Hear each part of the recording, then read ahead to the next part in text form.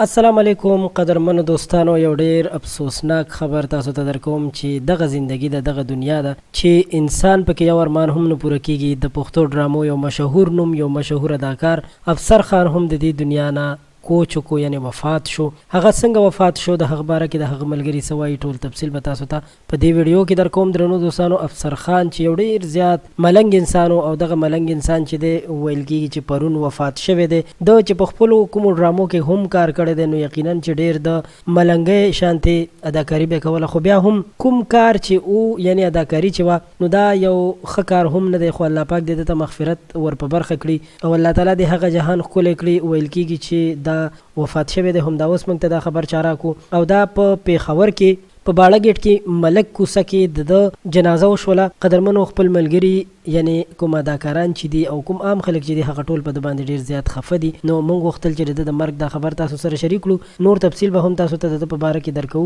زموږ چینل ضرور سبسکرایب کړئ، وخت په وخت به تاسو ته نوی اپډیټ درکو.